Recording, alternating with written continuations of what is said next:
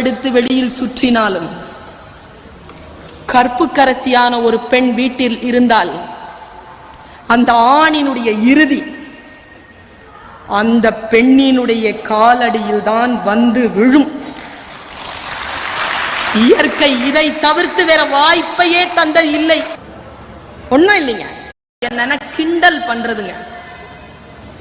பெண்ணுக்கு கிண்டல் பண்றது பிடிக்காது.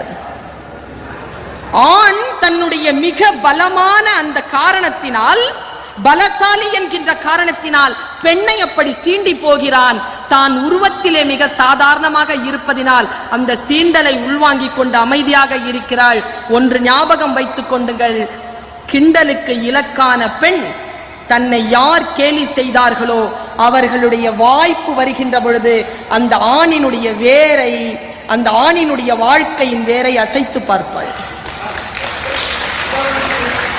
இது உண்மை. மந்த